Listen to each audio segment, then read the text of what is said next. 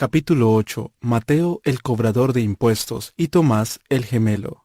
Pasando Jesús allí, vio a un hombre llamado Mateo, que estaba sentado al banco de los tributos públicos, y le dijo: «Sígueme», y se levantó y le siguió. Mateo 9:9.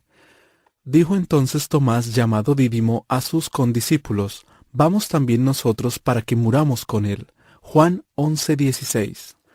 Como hemos visto hasta ahora, uno de los hechos que sobresale en las vidas de los 12 apóstoles es cuán sencillos y poco refinados eran cuando Jesús los encontró. Los 12, con la excepción de Judas Iscariote, eran de Galilea. Toda esa región era predominante rural y estaba formada por pequeñas aldeas y villas. Su gente no era de ninguna manera de la élite, no eran conocidos por su educación académica, eran lo más común y corriente entre lo común y corriente. Eran pescadores y campesinos. Así eran también los discípulos.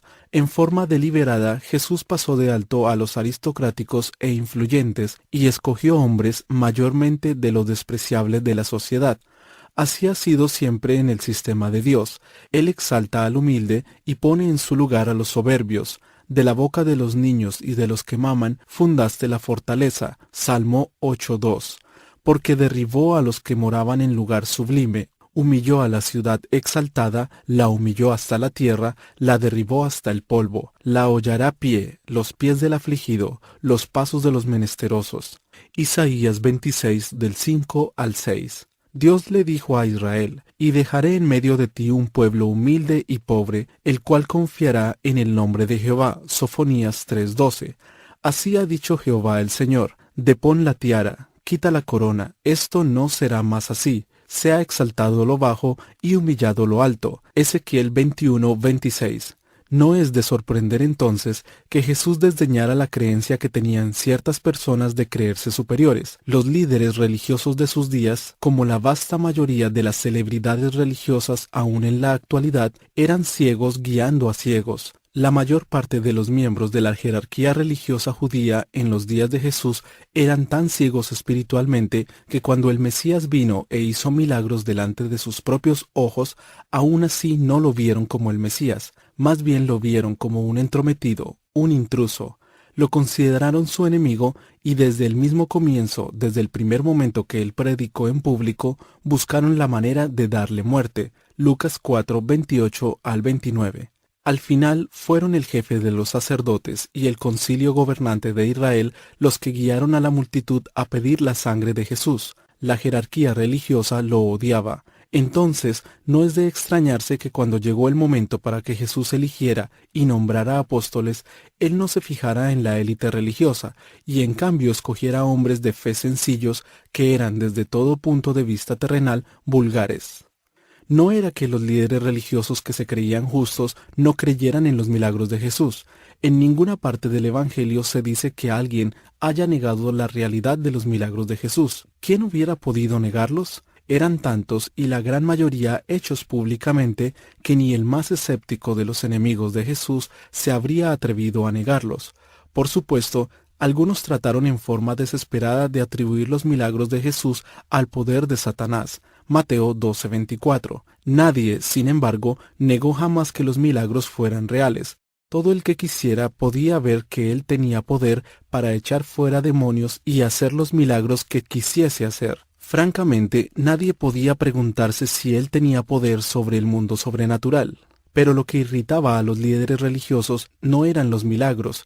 Ellos podrían haber vivido con el hecho de que Jesús había caminado sobre el mar o que pudo alimentar milagrosamente a 5,000 personas. Lo que no podían tolerar era que los llamara pecadores.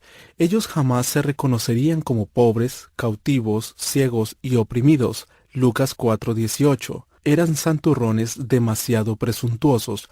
Por eso es que cuando vino Jesús, así como Juan el Bautista había venido antes que él, predicando arrepentimiento y diciendo que todos ellos eran pecadores, miserables, pobres, ciegos bajo la esclavitud de su propia iniquidad y que necesitaban perdón y ser limpios, no lo pudieron tolerar.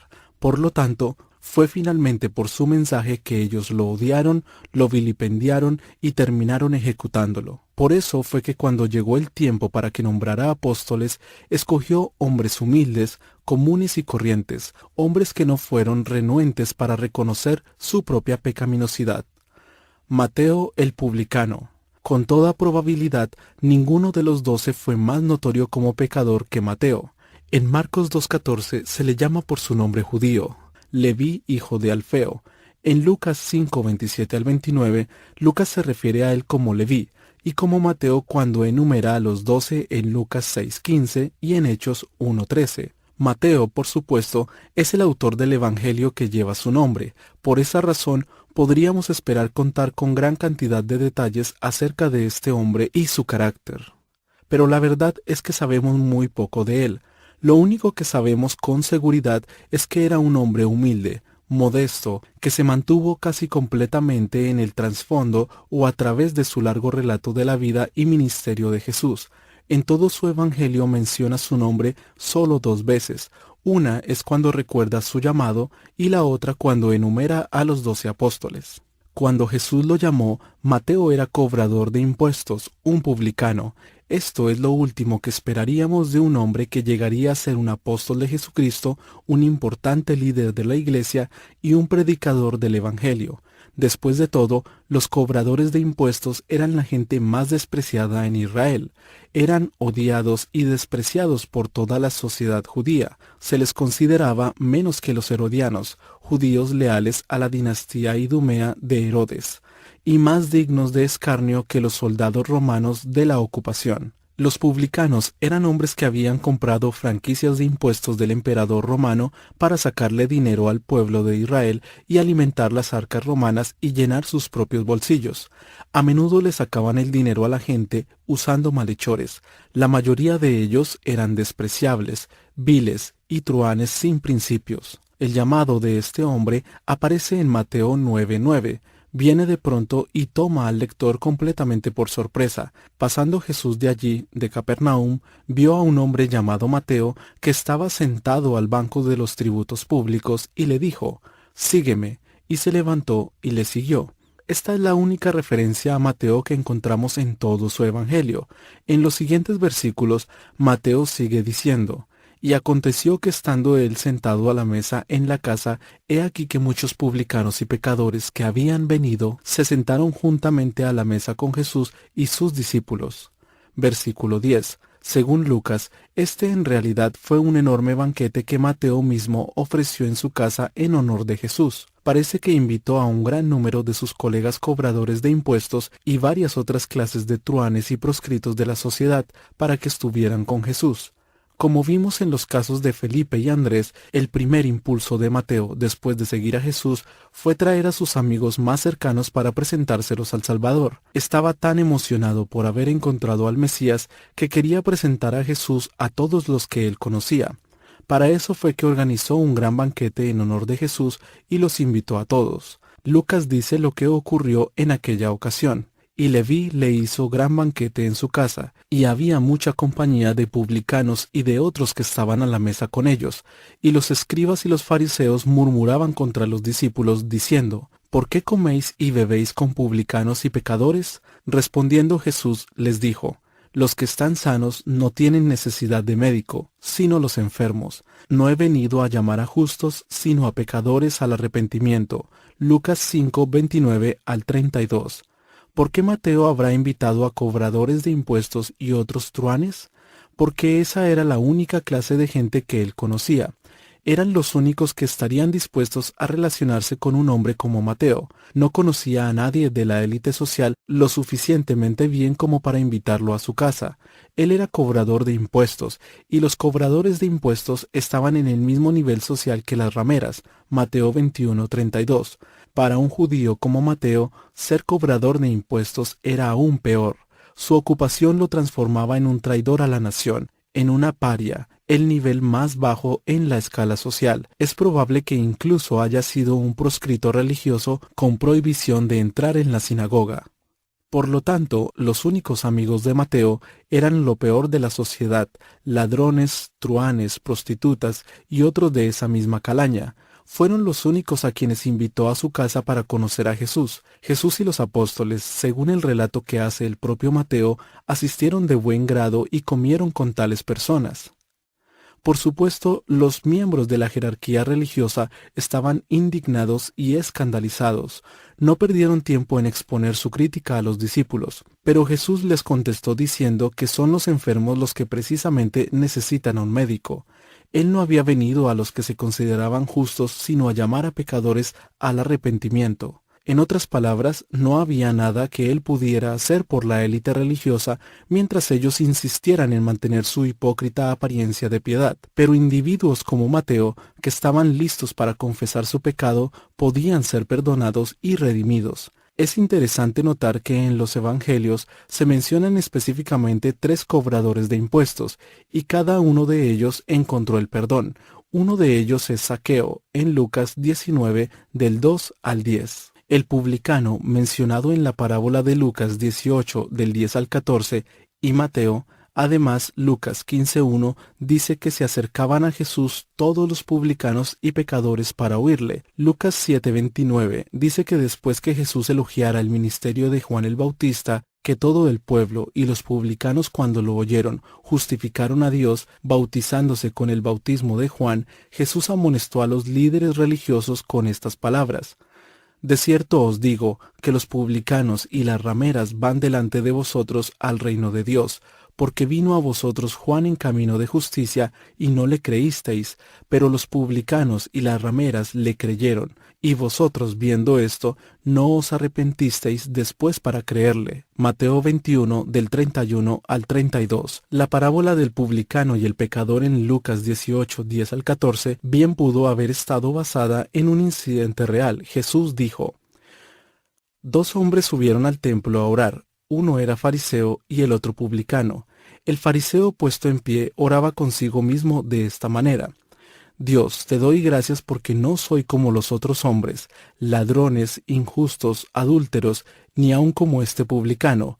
Ayuno 2 veces a la semana, doy diezmo de todo lo que gano. Mas el publicano, estando lejos, no quería ni aun alzar los ojos al cielo, sino que se golpeaba el pecho, diciendo: Dios, sé propicio a mí, pecador. Os digo que éste descendió a su casa justificado antes que el otro, porque cualquiera que se enaltece será humillado, y el que se humilla será enaltecido.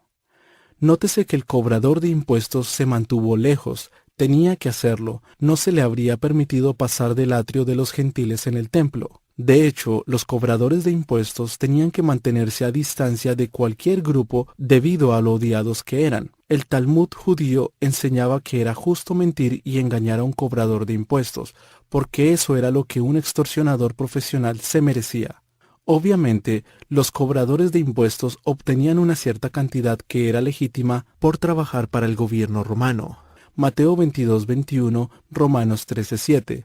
Pero había un acuerdo tácito entre el emperador y ellos, según el cual podían aplicar cualquier otro cargo e impuestos adicionales y se les permitía quedarse con un porcentaje de eso.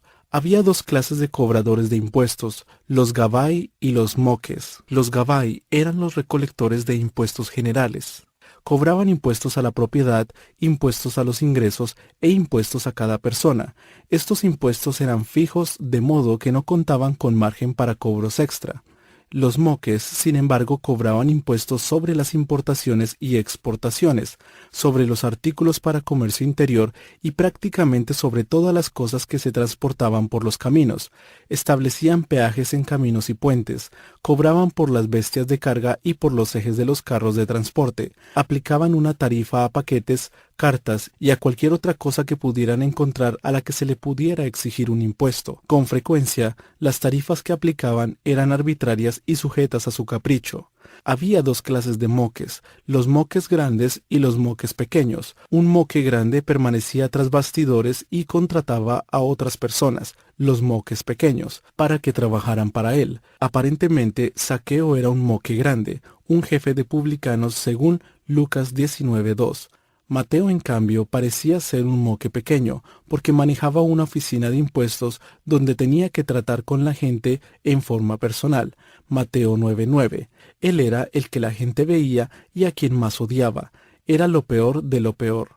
Ningún judío que se respetara y que estuviera en su sano juicio habría escogido ser cobrador de impuestos. Era separado de su propio pueblo y también de su Dios. Después de todo, siendo que se le prohibía entrar a la sinagoga y sacrificar y adorar en el templo, en realidad estaba en peor estado en lo que a religión se refiere que un gentil. Por lo tanto, tiene que haber sido algo sorprendente para Mateo cuando Jesús lo escogió. Fue algo que sucedió inesperadamente. Según el propio relato de Mateo, Jesús lo vio sentado en el banco de los impuestos y simplemente le dijo, «Sígueme». Mateo 9:9. Instantáneamente, y sin ningún tipo de vacilación, Mateo se levantó y le siguió. Abandonó la oficina de impuestos, salió de detrás de su escritorio y se alejó para siempre de aquella odiada profesión. La decisión que tomó fue irreversible tan pronto como la tomó. Sobraban las pirañas amantes del dinero que codiciaban un puesto como el de Mateo, de modo que no hay duda que apenas abandonó aquel lugar, ya había otro sentado en su banco. En cuanto a Mateo, una vez que se fue del negocio, nunca más volvió atrás, ni nunca se arrepintió de la decisión que había tomado. ¿Qué había en un hombre como Mateo que lo hizo dejar todo aquello en un instante? Podríamos asumir que era un hombre materialista, o en algún momento tiene que haberlo sido, porque si no fuera así, jamás habría buscado un trabajo como aquel. ¿Por qué entonces dejó todo para seguir a Jesús sin saber lo que le deparaba el futuro? La mejor respuesta que podemos deducir es que a pesar de todo lo que el alma torturada de Mateo había experimentado debido a la profesión que había escogido, muy dentro de él era un judío que conocía y amaba el Antiguo Testamento.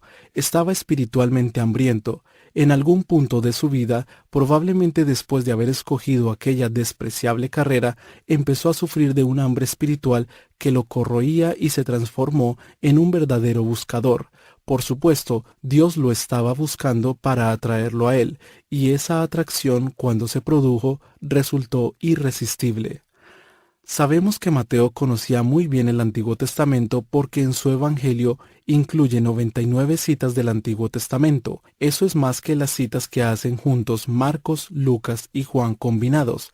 Era obvio que Mateo estaba familiarizado con el Antiguo Testamento porque cita de cada una de sus partes de la ley, de los salmos y de los profetas.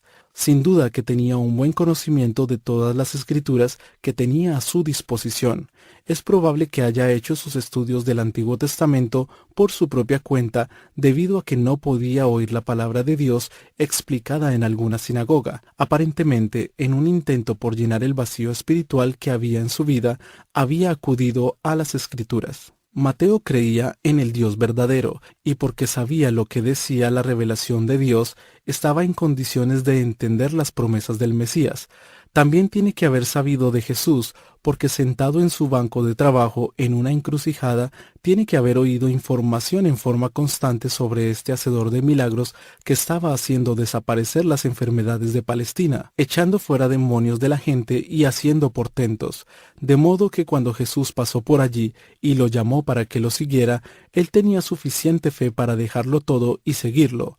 Su fe no solo queda establecida claramente en lo inmediato de su respuesta, sino también en el hecho de que después de seguir a Jesús le ofreció aquel banquete evangelístico en su casa. Esto es prácticamente todo lo que sabemos de Mateo. Él conocía el Antiguo Testamento, creía en Dios, esperaba al Mesías, dejó todo en forma instantánea cuando se encontró con Jesús y en medio del gozo de esa nueva relación buscó a los parias de su mundo y los llevó ante Jesús. Llegó a ser un hombre de quieta humildad que amaba a los marginados y no dio lugar a la hipocresía religiosa. Mateo fue un hombre de una gran fe y completamente rendido al señorío de Cristo. Es un vivo recordatorio que a menudo el Señor escoge a las personas más despreciables de este mundo, las redime, les da nuevos corazones y las usa en forma admirable. El perdón es la hebra que corre a través de Mateo 9 después del relato sobre la conversión de Mateo. Por supuesto, como cobrador de impuestos, Mateo conocía su pecado, su avaricia, su traición a su propio pueblo. Sabía que era culpable de soborno, extorsión, opresión y abuso, Pero cuando Jesús le dijo, sígueme, Mateo sabía que junto a esa orden había una promesa de perdón de sus pecados. Hacía mucho tiempo que su corazón anhelaba recibir ese perdón. Por eso fue que se levantó sin vacilación y dedicó el resto de su vida a seguir a Cristo. Mateo escribió su evangelio teniendo en mente una audiencia judía. La tradición dice que ministró a los judíos tanto en Israel como en el extranjero durante muchos años antes de morir como mártir por su fe. No hay información fidedigna sobre cómo murió, pero las tradiciones más antiguas indican que fue quemado en la hoguera, así que este hombre que sin pensarlo 2 veces abandonó una carrera lucrativa, se mantuvo dispuesto a darlo todo por Cristo hasta el fin de sus días. Tomás el pesimista.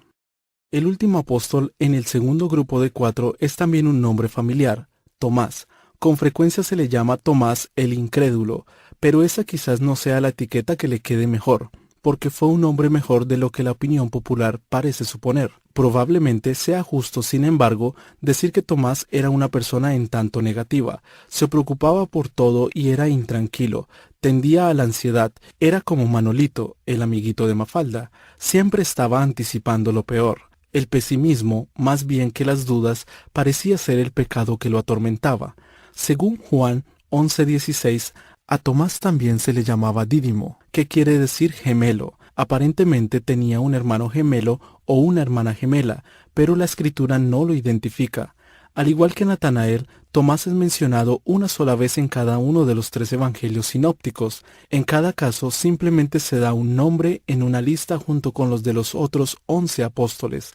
Ni Mateo, ni Marcos, ni Lucas dan detalles sobre él. Todo lo que sabemos nos lo proporciona el evangelio de Juan. Es obvio por el relato de Juan que Tomás tenía la tendencia de solo mirar los lados más oscuros de la vida.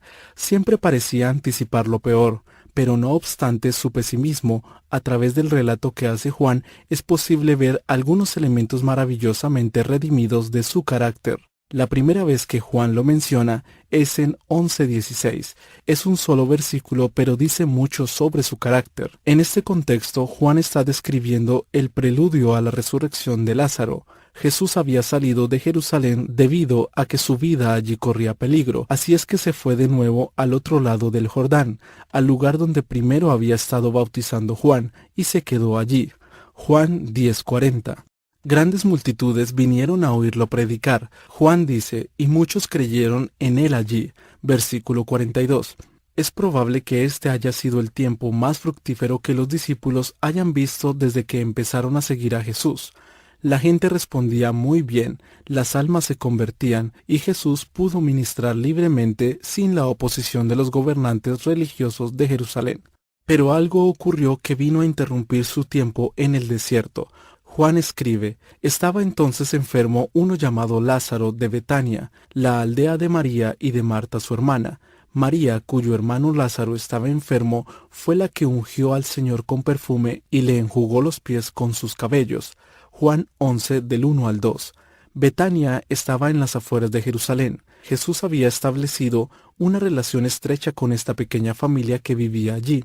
Los amaba con un afecto especial, se había hospedado con ellos algunas veces y ellos habían provisto para sus necesidades. Ahora, su querido amigo Lázaro estaba enfermo, por lo que María y Marta le enviaron un mensaje, diciendo, Señor, he aquí el que amas está enfermo. Versículo 3.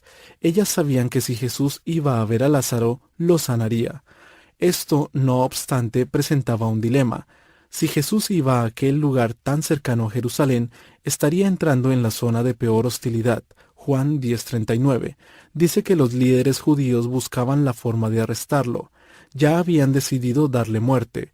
Él ya los había eludido una vez, pero si regresaba a Betania, de seguro que lo descubrirían y tratarían de apresarlo de nuevo. Los discípulos deben haber suspirado aliviados cuando Jesús respondió, esta enfermedad no es para muerte, sino para la gloria de Dios, para que el Hijo de Dios sea glorificado por ella. Juan 11:4. Obviamente, lo que él quería decir era que la muerte de Lázaro no sería el resultado final de su enfermedad. El Hijo de Dios se glorificaría al levantar a Lázaro de la muerte. Por supuesto, Jesús sabía que Lázaro moriría. De hecho, sabía la hora misma de su muerte. Juan escribe, Y amaba Jesús a Marta, a su hermana y a Lázaro. Cuando oyó pues que estaba enfermo, se quedó 2 días más en el lugar donde estaba. Versículos 5 al 6. A primera vista, esa parece una extraña yuxtaposición de afirmaciones.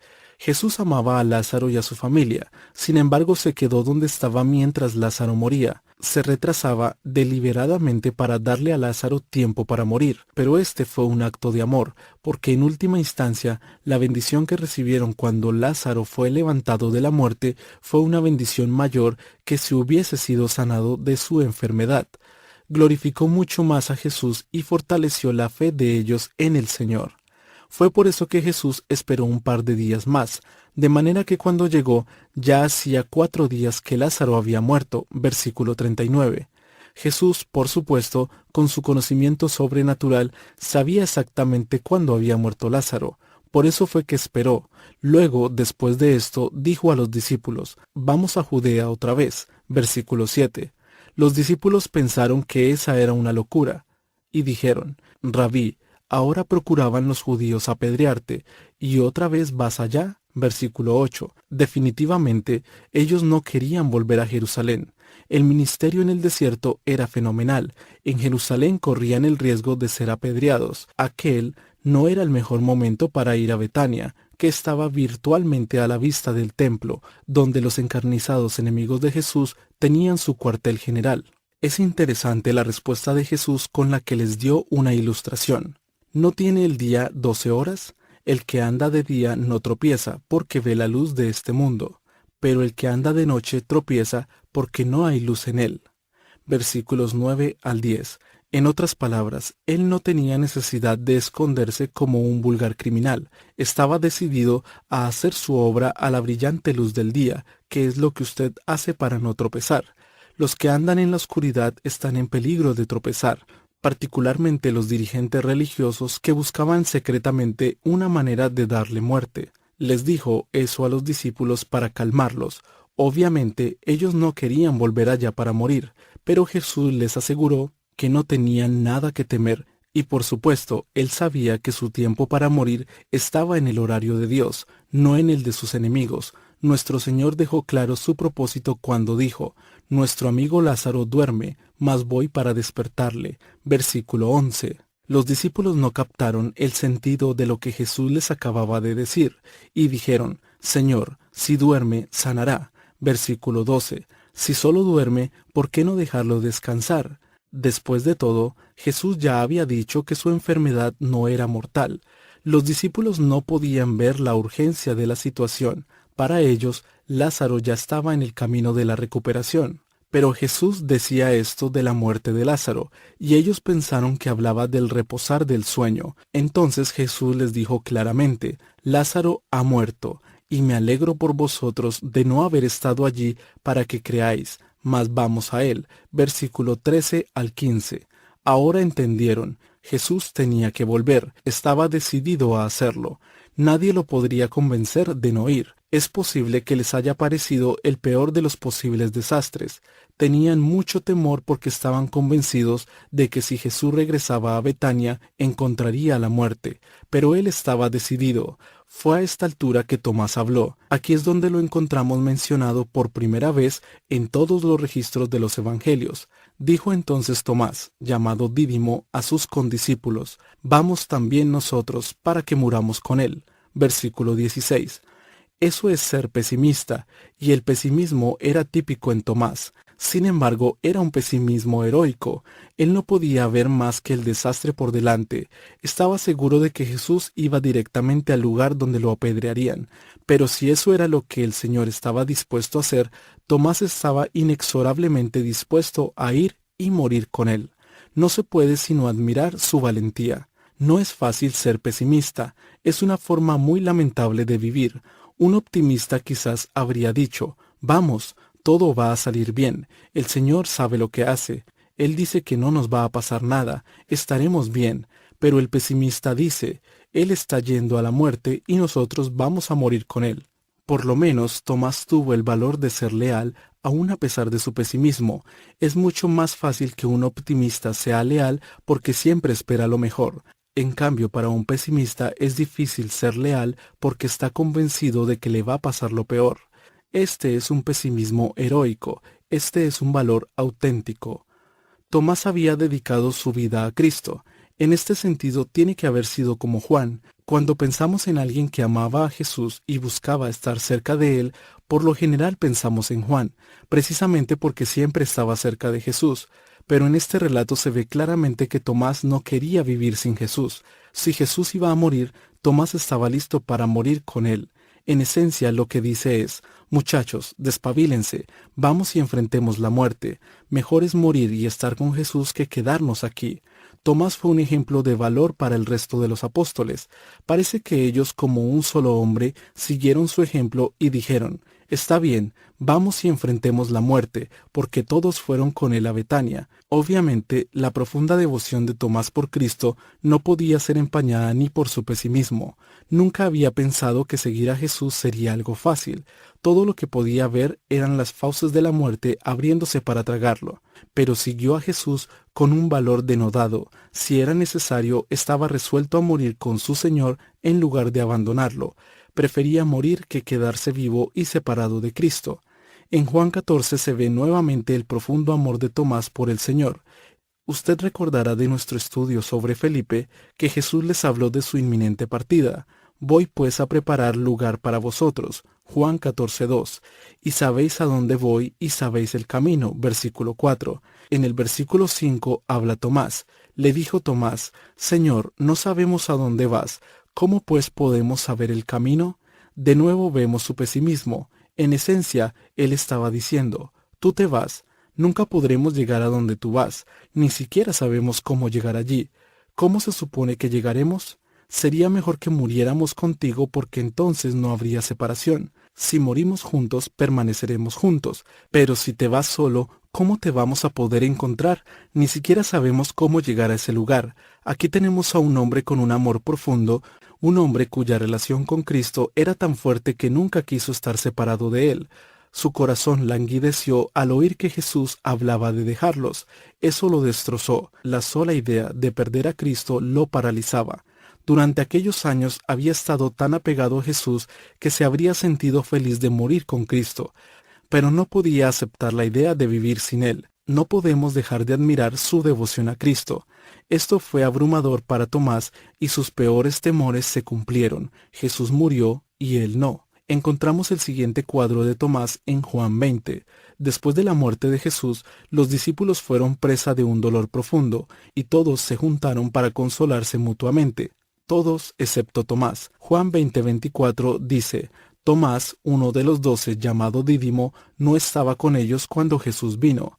Qué lástima que no haya estado allí, porque Jesús vino y se apareció a ellos. Se habían encerrado en un cuarto en algún lugar, posiblemente el aposento alto en Jerusalén. Juan escribe: las puertas estaban cerradas en el lugar donde los discípulos estaban reunidos por miedo de los judíos. Versículo 19. De repente, aunque puertas y ventanas estaban bien cerradas, vino Jesús y puesto en medio les dijo: paz a vosotros. Y cuando les hubo dicho esto, les mostró las manos y el costado, y los discípulos se regocijaron viendo al Señor. Versículos 19 al 20. Tomás se perdió todo eso. ¿Por qué no estaba allí? Es posible que siendo tan negativo, tan pesimista, una persona tan melancólica haya estado absolutamente destrozado en algún lugar, sumiéndose en su propio dolor. Él no podía ver sino lo peor de las cosas. Ahora su miedo se había hecho realidad. Jesús se había ido, y Tomás estaba seguro de que nunca más lo volvería a ver. Posiblemente haya estado pensando que nunca encontraría el camino para llegar hasta donde estaba Jesús. Sin duda, estaba lamentándose por no haber muerto con Jesús como en primera instancia había determinado hacer.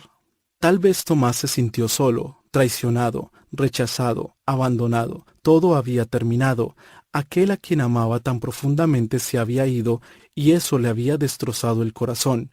No estaba de humor para socializar. Estaba con el corazón destrozado, hecho pedazos, devastado. Lo único que quería era estar solo. Sencillamente, no estaba para hablar de bueyes perdidos. No se sentía con ganas de estar con otras personas, aunque se tratara de sus amigos.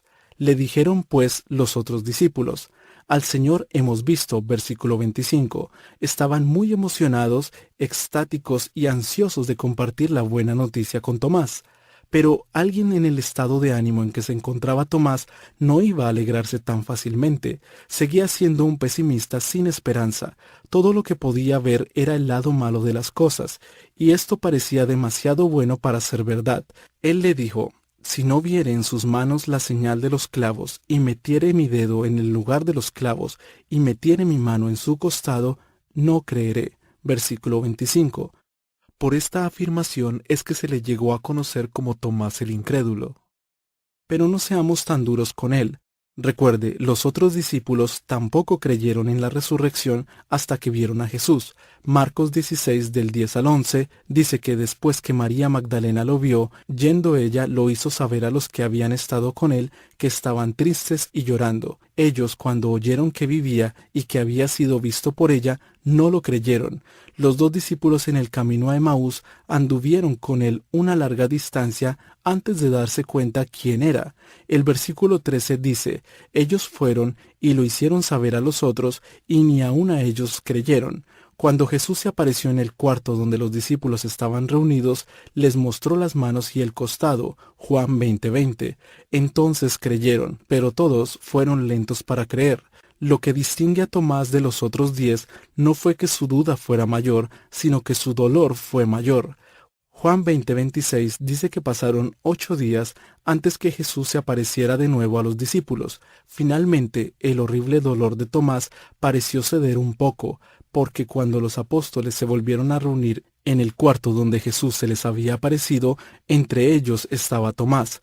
Una vez más llegó Jesús estando las puertas cerradas y se puso en medio de ellos y les dijo: paz a vosotros. Versículo 26. Por supuesto, no era necesario que nadie le dijera a Jesús lo que había dicho Tomás. Así es que Jesús miró a Tomás directamente a los ojos y le dijo: pon aquí tu dedo y mira mis manos, y acerca tu mano y métela en mi costado, y no seas incrédulo sino creyente. Versículo 27. El Señor fue extraordinariamente gentil con él. Tomás había errado porque estaba más o menos predispuesto a ser pesimista, pero su error fue el error de un amor profundo.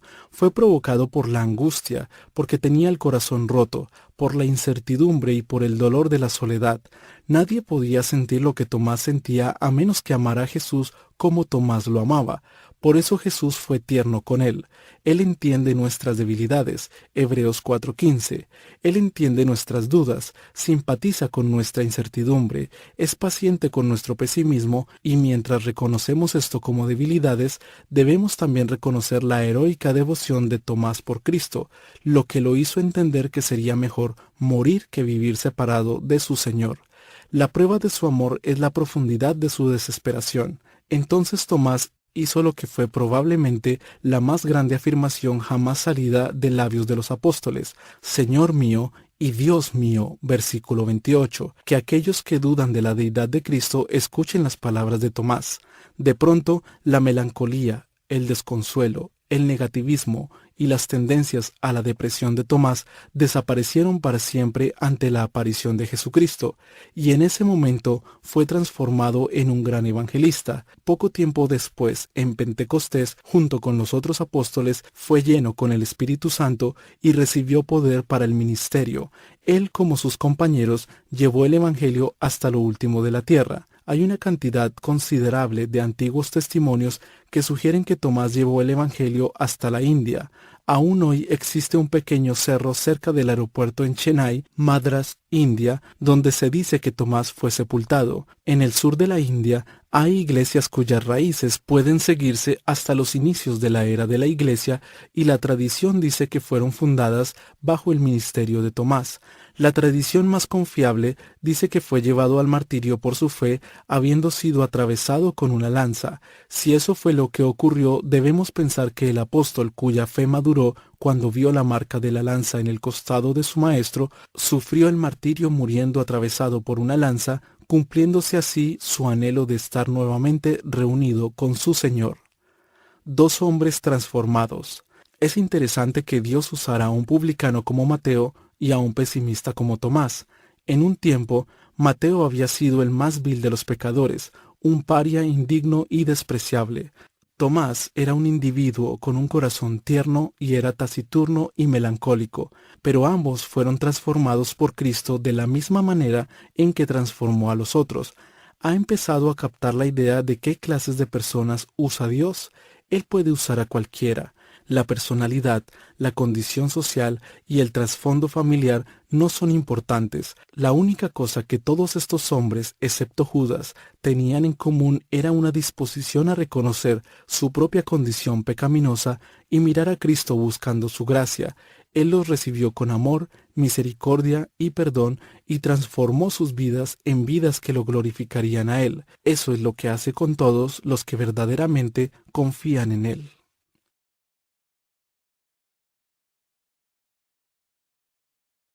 Capítulo 9. Jacobo el menor, Simón llamado Celote y Judas, no el Iscariote, que era el apóstol con 3 nombres. Jacobo, hijo de Alfeo, Simón llamado Celote, Judas, hermano de Jacobo. Lucas 6, 15 al 16. El grupo final de 4 apóstoles es el que menos conocemos, excepto por Judas Iscariote, quien se hizo notorio al vender a Jesús para que fuera crucificado. Este grupo parece haber tenido menos intimidad con Jesús que los otros 8 discípulos. Prácticamente no aparecen en los relatos del Evangelio. Poco se sabe de cada uno de ellos, excepto el hecho de que fueron llamados para ser apóstoles. En este capítulo veremos a 3 de ellos, y a Judas Iscariote, el traidor, lo hemos reservado para el capítulo final. Debemos tener presente que los apóstoles fueron hombres que lo dejaron todo para seguir a Cristo. Pedro habló por ellos cuando dijo: «He aquí nosotros hemos dejado nuestras posesiones y te hemos seguido». Lucas 18:28. Habían dejado casas, trabajos, tierras, familia y amigos para seguir a Cristo. Su sacrificio había sido heroico.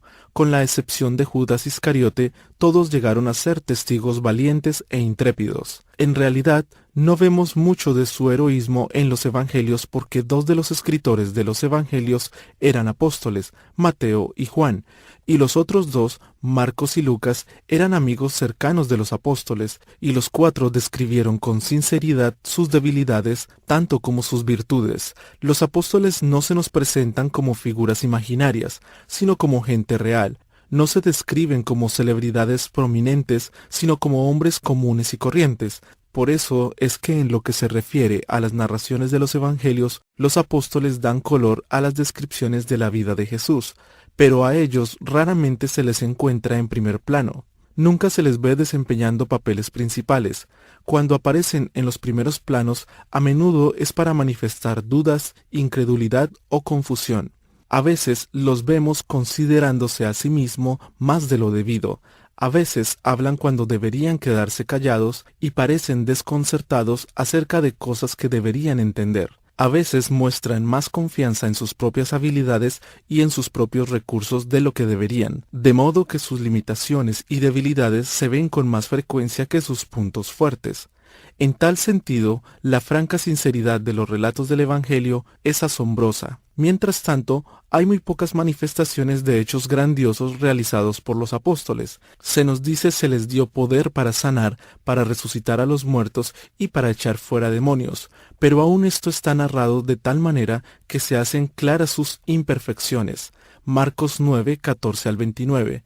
El único lugar en los evangelios donde un apóstol específico hace algo verdaderamente extraordinario es cuando Pedro empezó a caminar sobre el agua, pero inmediatamente comenzó a hundirse. Los evangelios sencillamente no presentan a estos hombres como héroes. Su heroísmo se hizo manifiesto después que Jesús regresara al cielo, enviara el Espíritu Santo y les diera poder. De repente, empezamos a verlos actuando en forma diferente. Son fuertes y valientes y realizan grandes milagros. Predican con una fuerza nueva, pero aún entonces el registro bíblico es escaso. Básicamente, a los únicos que vemos son a Pedro, Juan y posteriormente al apóstol Pablo, quien fue añadido al número como un abortivo. 1 Corintios 15:8. El resto de ellos permanece en la oscuridad. El legado de su verdadera grandeza es la Iglesia, un cuerpo vivo que ayudaron a fundar y de la cual llegaron a ser las piedras fundamentales, siendo la principal piedra del ángulo Jesucristo mismo. Efesios 2:20. La Iglesia, que ahora tiene 2000 años, existe porque aquellos hombres iniciaron la expansión del Evangelio de Jesucristo hasta lo último de la tierra, y su heroísmo será recompensado y recordado a través de la eternidad en la Nueva Jerusalén, donde sus nombres estarán grabados permanentemente en los fundamentos de esa ciudad. Los evangelios son los registros sobre cómo Jesús los adiestró. La Escritura deliberadamente registra más sobre Jesús y su enseñanza que sobre la vida de estos hombres. Esto sirve para recordarnos que el Señor se deleita en usar a gente débil y común y corriente. Si las fallas y las imperfecciones de carácter de los apóstoles son un espejo de sus propias debilidades, anímese, esta es la clase de personas a las que el Señor le gusta usar. La única cosa que separó a estos hombres de otros en el relato de los evangelios fue la durabilidad de su fe. En ninguna parte se percibe esto tan claramente como en Juan 6. Poco después de la alimentación de los 5000, cuando las multitudes empezaron a reunirse alrededor de Jesús esperando tener más comida gratis. En ese punto, Jesús empezó a predicar un mensaje que muchos encontraron chocante y ofensivo. Él se describió a sí mismo como el verdadero maná del cielo, versículo 32. Eso fue ofensivo porque al describirse como habiendo descendido del cielo, versículo 41, estaba afirmando ser Dios. Los dirigentes judíos y el pueblo entendieron esto correctamente como una afirmación de deidad, versículo 42. Jesús respondió diciendo nuevamente que Él era el verdadero pan de vida, versículo 48, y les añadió que daría su carne por la vida del mundo, y dijo, el que come mi carne y bebe mi sangre tiene vida eterna, y yo le resucitaré en el día postrero, porque mi carne es verdadera comida y mi sangre es verdadera bebida. El que come mi carne y bebe mi sangre, en mí permanece y yo en él. Versículos 54 al 56. Obviamente, él no estaba hablando sobre canibalismo literal, sino que estaba usando una descripción vívida para referirse al compromiso absoluto que requería de sus seguidores. Juan escribe, al oírlas, muchos de sus discípulos dijeron, dura es esta palabra, ¿quién la puede oír? Versículo 60. La palabra discípulos en ese versículo se refiere al grupo más grande de personas que seguían a Jesús y no a los 12 en particular. Juan sigue diciendo, desde entonces muchos de sus discípulos volvieron atrás y ya no andaban con él. Juan 6:66. Ese mismo día, varias de las docenas de discípulos que habían escuchado las enseñanzas de Jesús y sido testigos de sus milagros dejaron de seguirlo. Para ellos, sus palabras habían sido demasiado duras y sus exigencias demasiado rigurosas, pero no fue así con los 12 que permanecieron con Jesús. Y al disolverse la multitud, Jesús miró a los 12 y dijo, ¿queréis acaso iros también vosotros? Versículo 67. Este era el momento de irse si se sentían inclinados a hacerlo. Pedro habló por el grupo cuando dijo, Señor, ¿a quién iremos? Tú tienes palabras de vida eterna. Versículo 68. Se quedarían con Jesús fuera lo que fuera, excepto por Judas Iscariote, eran hombres de verdadera fe. Jesús sabía perfectamente que algunos de sus discípulos no eran verdaderos creyentes, y sabía que Judas habría de traicionarlo. Les dijo, pero hay algunos de vosotros que no creen, porque Jesús sabía desde el principio quiénes eran los que no creían y quién le había de entregar. Versículo 64. En el versículo 70 responde a Pedro, ¿no os he escogido yo a vosotros los 12 y uno de vosotros es diablo? Él conocía sus corazones. Excepto Judas, ellos habían roto con su pasado para siempre. Habían dejado todo para seguir a Jesús. Ese es el único hecho realmente heroico sobre ellos que se revela en los evangelios. Y el fracaso de Judas en hacer tal compromiso mientras pretendía que lo que había hecho fue lo que lo hizo tan despreciable. Al examinar este último grupo de apóstoles, descubrimos que aunque la Escritura dice muy poco sobre ellos, de todas maneras tienen sus propias distinciones. Jacobo, hijo de Alfeo. El noveno nombre en la lista de los apóstoles que ofrece Lucas 6:14 al 16, es Jacobo, hijo de Alfeo. Versículo 5. La única cosa que la Escritura nos dice sobre este hombre es su nombre. Si alguna vez él escribió algo, se perdió para la historia. Si alguna vez le formuló preguntas a Jesús o hizo algo para sobresalir del grupo, la Escritura no lo registra. Nunca alcanzó ningún grado de fama o notoriedad.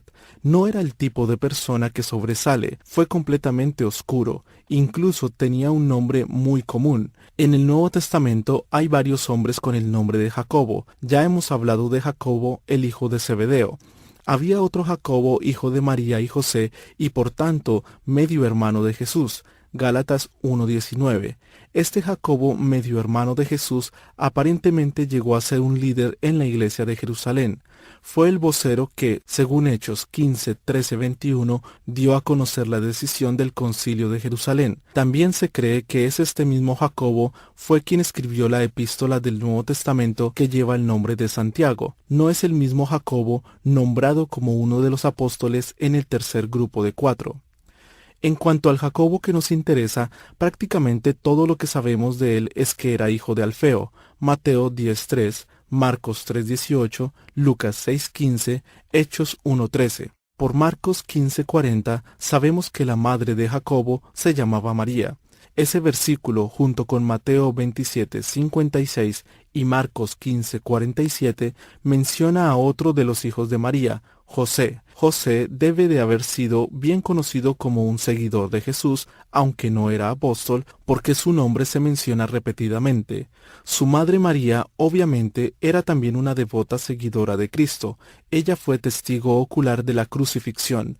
También es una de las mujeres que fue a ungir el cuerpo de Jesús que ya estaba en la sepultura. Marcos 16:1. Aparte de estos escasos detalles que pueden extraerse sobre su familia, este Jacobo es un personaje completamente oscuro. Su falta de prominencia se refleja aún en su sobrenombre. En Marcos 15:40 se le llama Jacobo el Menor. La palabra griega para menor es mikros, que literalmente quiere decir pequeño. Su significado primario es pequeño de estatura, lo que podría ser una referencia a sus rasgos físicos. Quizás haya sido un hombre bajo o de estructura pequeña. La palabra puede referirse también a alguien que es joven en edad. Pudo haber sido más joven que Jacobo, el hijo de Zebedeo, en cuyo caso ese sobrenombre estaría distinguiéndolo como el más joven de los dos. De hecho, aun si esto no fuese a lo que hace referencia su sobrenombre, es probable que fuera más joven que el otro Jacobo. De otra manera, tal vez que hubiese sido conocido como Jacobo el Mayor. Pero lo más probable es que el nombre haga referencia a su influencia. Como ya hemos visto, Jacobo, el hijo de Zebedeo, era un hombre de prominencia. Su familia era conocida por el sumo sacerdote, Juan 18 del 15 al 16. Él fue parte del círculo íntimo del Señor. Era el más conocido de los dos Jacobos. Por lo tanto, Jacobo, el hijo de Alfeo, era conocido como Jacobo el Menor, Micros, el pequeño Jacobo. Bien podría ser que todas estas cosas fueran verdad de Jacobo, es decir, que haya sido pequeño de estatura, joven o una persona tranquila que permaneció más bien en un segundo plano. Eso podría ser consecuente con la baja prominencia que tuvo entre los 12. Podríamos decir que su marca distintiva fue lo oscuro de su personalidad. Eso, en sí, es un hecho importante. Aparentemente, él no buscó la notoriedad, no llevó a cabo un liderazgo destacado ni formuló preguntas importantes. No demostró una agudeza inusual, solo queda su nombre mientras que su vida y su obra quedan inmersas en la oscuridad. Pero fue uno de los 12. Por alguna razón Jesús lo seleccionó, lo adiestró, le dio poder como a los otros y lo envió como testigo. Me recuerda a aquellas personas que no son mencionadas por nombre en Hebreos 11 del 33 al 38. Que por fe conquistaron reinos, hicieron justicia, alcanzaron promesas, taparon bocas de leones, apagaron fuegos impetuosos, evitaron filo de espada, sacaron fuerzas de debilidad, se hicieron fuertes en batallas, pusieron en fuga ejércitos extranjeros, las mujeres recibieron sus muertos mediante resurrección, mas otros fueron atormentados, no aceptando el rescate a fin de obtener mejor resurrección.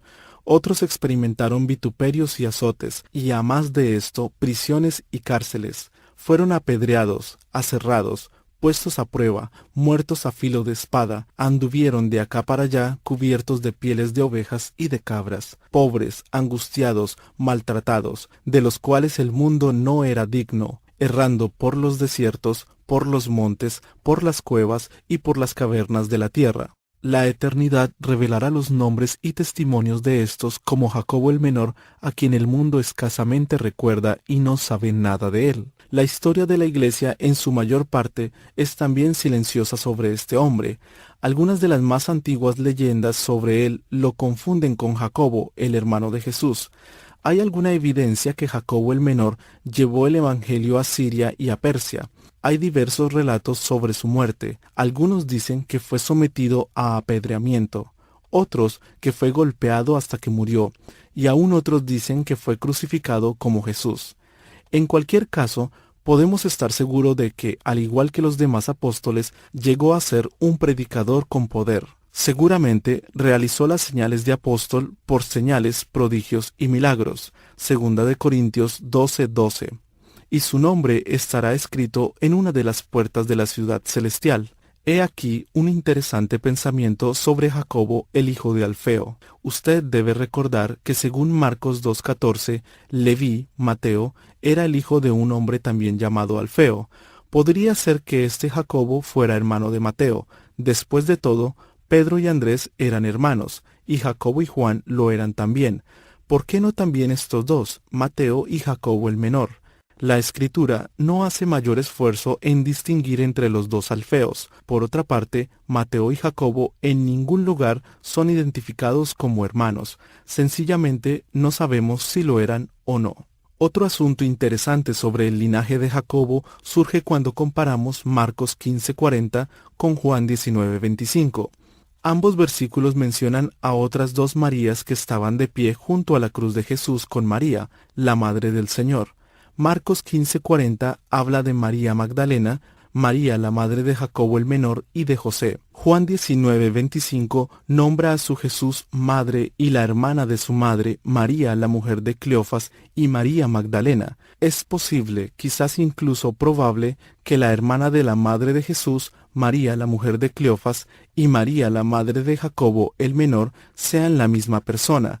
Cleofas pudo haber sido otro nombre para Alfeo, o la madre de Jacobo pudo haberse vuelto a casar después de la muerte del padre de éste.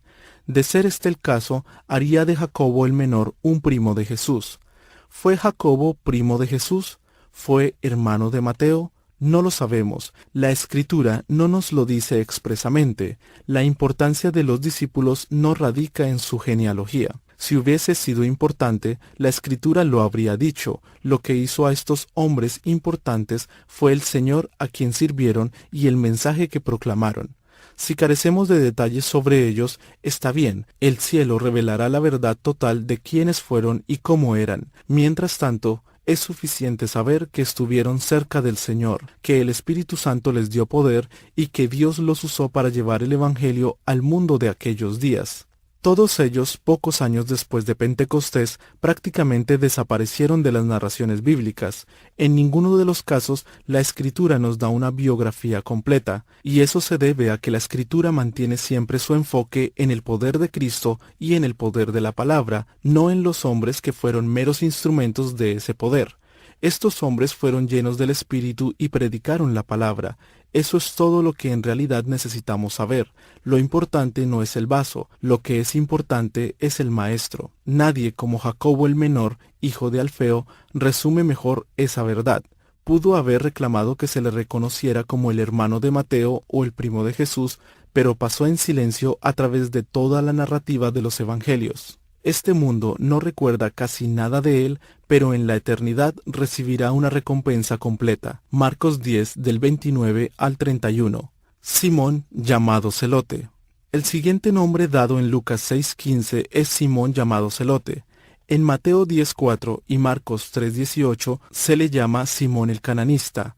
Esto no es una referencia a la tierra de Canaán o a la aldea de Caná. Viene de la raíz hebrea cana, que quiere decir ser celoso, ferviente. Aparentemente, en un tiempo Simón había sido miembro del partido político conocido como los Celotes. El hecho que haya llevado ese nombre toda su vida podría sugerir que tenía un temperamento vehemente, celoso. Pero en los días de Jesús el término se aplicaba a una secta política bien conocida y ampliamente temida, y Simón aparentemente había sido miembro de esa secta. El historiador Josefo describe 4 partidos entre los judíos de aquel tiempo. Los fariseos, que eran muy exigentes acerca de la ley, eran los religiosos fundamentalistas de su tiempo. Los saduceos eran religiosos liberales que negaban lo sobrenatural. También eran ricos, aristocráticos y poderosos, y estaban a cargo del templo. Los esenios no se mencionan en la escritura, pero tanto Josefo como Filón de Alejandría los describen como ascéticos y célibes que vivían en el desierto y dedicaban sus vidas al estudio de la ley. El cuarto grupo, los celotes, eran más políticamente orientados que cualquier otro grupo. Aparte de los herodianos, los celotes odiaban a los romanos y su meta era terminar con la ocupación romana. Su estrategia era el terrorismo y los hechos de violencia subrepticios. Los celotes eran extremistas en todo sentido. Al igual que los fariseos, interpretaban la ley en forma literal. A diferencia de los fariseos, que estaban dispuestos a contemporizar por razones políticas, los celotes eran personas militantes, violentas y que hacían cualquier cosa para lograr sus propósitos. Creían que solo Dios tenía el derecho de gobernar sobre los judíos y por lo tanto creían que estaban haciendo la obra de Dios cuando asesinaban soldados romanos, líderes políticos y cualquier otro que se les opusiera.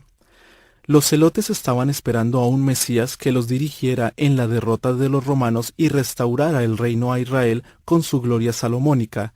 Eran patriotas dispuestos a todo, incluso a morir en un instante por lo que creían. Josefo escribe de ellos. Judas el Galileo era el autor de la 4ª secta de filosofía judía. Estos hombres estaban de acuerdo en todas las demás cosas con las nociones farisaicas, pero no tenían un apego inviolable a la libertad y decían que Dios tenía que ser el único gobernante y Señor. Tampoco titubeaban en morir de cualquiera clase de muerte, y sentían lo mismo en cuanto a la muerte de sus parientes y amigos, y no había ningún temor que los hiciera llamar a otro hombre Señor.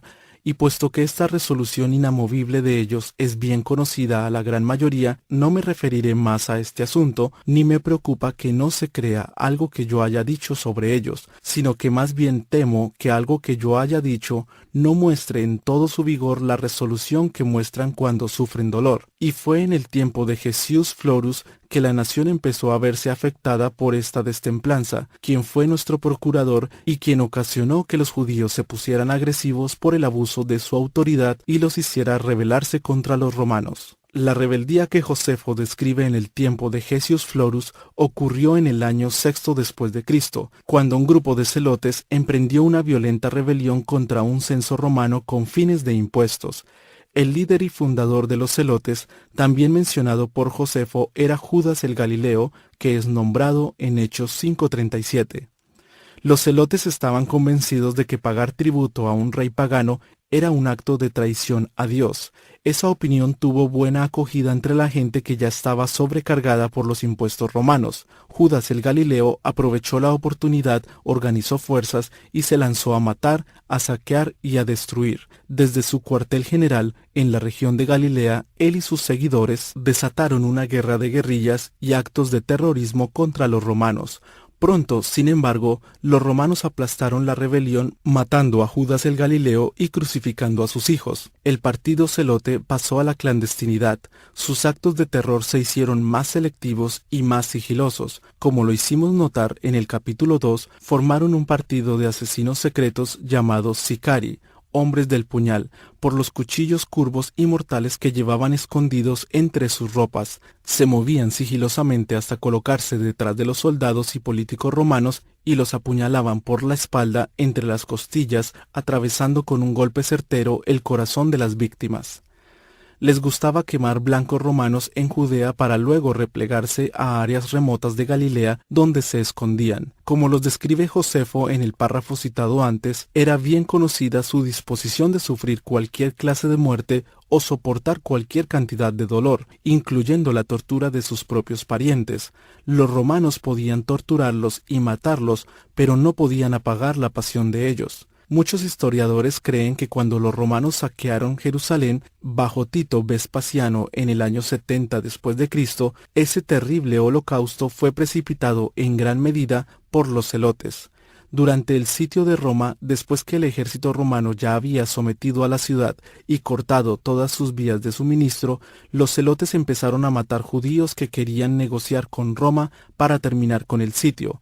No permitían que nadie se rindiera para salvar su vida. Cuando Tito vio cuán desesperada era la situación, destruyó la ciudad, masacrando a miles de sus habitantes y llevándose los tesoros del templo. Fue así como el odio ciego de los celotes contra Roma y todo lo que fuera romano, por último provocó la destrucción de su propia ciudad. El espíritu de su movimiento era un fanatismo insano y en última instancia autodestructivo. Josefo sugiere que el nombre celotes era un nombre incorrecto, como si ellos fueran celosos en el buen sentido, más bien que celosos en las peores acciones y desmedidos en su forma de actuar más allá del ejemplo de otros. Simón era uno de ellos. Es interesante que cuando Mateo y Marcos nombra a los 12, ponen a Simón justo antes de Judas Iscariote, cuando según Marcos 6:7 Jesús envió a los discípulos de 2 en 2, es muy probable que Simón y Judas Iscariote hayan formado uno de los equipos.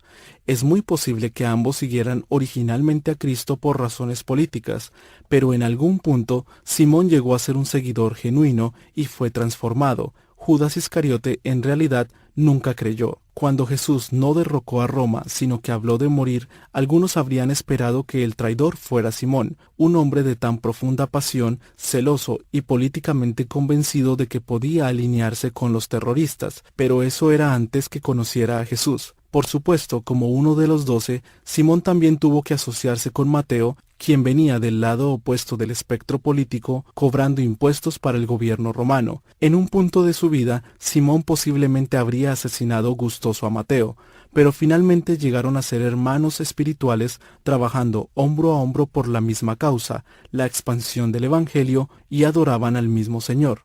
Es sorprendente que Jesús seleccionara a un hombre como Simón para que fuera uno de los apóstoles, pero él era un hombre de lealtad a toda prueba, con una pasión asombrosa, valor y fervor. Simón había creído la verdad y aceptó a Cristo como su Señor. El ardiente entusiasmo que una vez había tenido por Israel ahora se expresaba en su devoción a Cristo. Varias fuentes antiguas dicen que después de la destrucción de Jerusalén, Simón llevó el Evangelio al norte y predicó en las Islas Británicas. Como muchos de los otros, simplemente desaparece de los registros bíblicos. No hay versiones confiables sobre lo que pasó con él, pero se dice que fue asesinado por predicar el Evangelio. Este hombre, que una vez estuvo dispuesto a matar y ser muerto por defender una agenda política dentro de los confines de Judea, encontró una causa más fructífera por la cual dar su vida: la proclamación de la salvación a los pecadores de toda nación, lengua y tribu. Judas, hijo de Jacobo. El último nombre en la lista de discípulos fieles es Judas, el hijo de Jacobo. El nombre Judas es un buen nombre, significa Jehová guía, pero por la traición de Judas Iscariote, el nombre Judas tendrá para siempre una connotación negativa.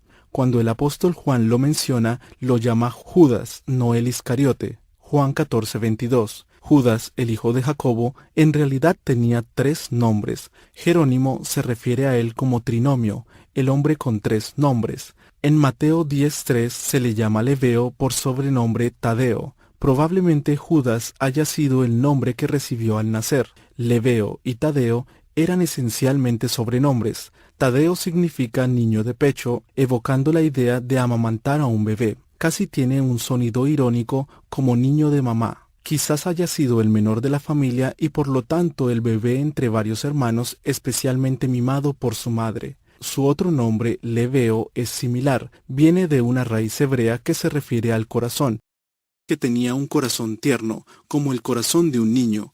Es interesante pensar en un alma apacible como esa compartiendo en el mismo grupo de 4 apóstoles del que formaba parte Simón llamado Celote. Pero el Señor puede usar ambas clases de personas. Los celotes eran grandes predicadores, pero también pueden ser grandes predicadores los individuos tiernos de corazón, compasivos, amables, almas de espíritu dulce como Lebeo Tadeo. Juntos contribuyen a un grupo muy complejo e intrigante de 12 apóstoles. Hay a lo menos uno de cada personalidad imaginable. Como los otros 3 fieles miembros del tercer grupo apostólico, Lebeo Tadeo está más o menos en la oscuridad, pero esa oscuridad de ninguna manera empaña nuestro respeto por ellos. Todos llegaron a ser formidables predicadores. El Nuevo Testamento registra un incidente en el que está involucrado este Judas Lebeo Tadeo. Para verlo, volvamos a la descripción que hace el apóstol Juan del discurso de Jesús en el aposento alto. En Juan 14:21, Jesús dice: «El que tiene mis mandamientos y los guarda, ese es el que me ama, y el que me ama será amado por mi Padre, y yo le amaré y me manifestaré a él». Entonces Juan agrega: «Le dijo Judas, no el Iscariote: Señor, ¿cómo es que te manifestarás a nosotros y no al mundo?». Versículo 22. Aquí vemos la humildad de este hombre. No dice nada indiscreto, temerario o demasiado confiado. No regaña a Jesús como hizo Pedro una vez. Su pregunta está llena de suavidad y mansedumbre y no muestra ninguna forma de orgullo. No podía creer que Jesús se pudiera manifestar a este insignificante grupo de 11 y no al mundo entero. Después de todo, Jesús era el Salvador del mundo, era el justo heredero de la tierra, Rey de reyes y Señor de señores. Ellos siempre habían asumido que Jesús había venido para establecer su reino y sujetar todas las cosas a él. Las buenas nuevas de perdón y salvación eran ciertamente buenas nuevas para todo el mundo, y los discípulos lo sabían muy bien, pero el resto del mundo, en su mayor parte, todavía no lo sabía, de manera que Lebeo Tadeo quería saber: ¿cómo es que te vas a revelar a nosotros y no a todo el mundo? Él era un discípulo piadoso, un hombre que amaba a su Señor y sentía el poder de la salvación en su propia vida. Estaba lleno de esperanza para el mundo, y en su propio tierno corazón, y como lo haría un niño, quería saber por qué Jesús no se iba a dar a conocer a todos. Obviamente, seguía esperando ver el reino viniendo a la tierra. No podemos culparlo por eso. Así fue como Jesús enseñó a sus discípulos a orar. Lucas 11:2. Jesús le dio una respuesta maravillosa y la respuesta fue tan tierna como la pregunta. Respondió Jesús y le dijo: «El que me ama, mi palabra guardará, y mi Padre le amará, y vendremos a él y haremos morada con él». Juan 14:23. Jesús se manifestará a cualquiera que lo ama. Judas Lebeo Tadeo seguía pensando en el reino material y político. ¿Por qué no has tomado control del mundo todavía?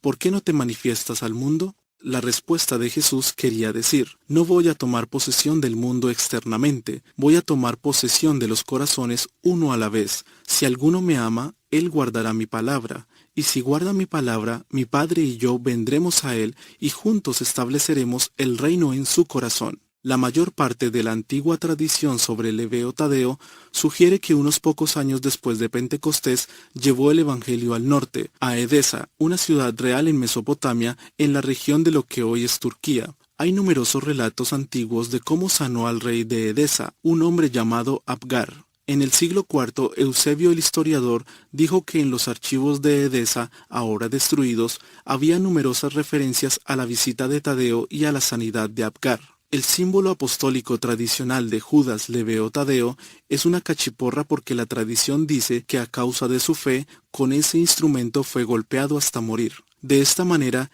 esta alma tierna siguió a su Señor fielmente hasta el fin. Su testimonio fue tan poderoso y alcanzó tan lejos como el de cualquiera de los discípulos mejor conocidos y más elocuentes. Él, como ellos, es una prueba de cómo Dios usa a gente común y corriente en formas admirables.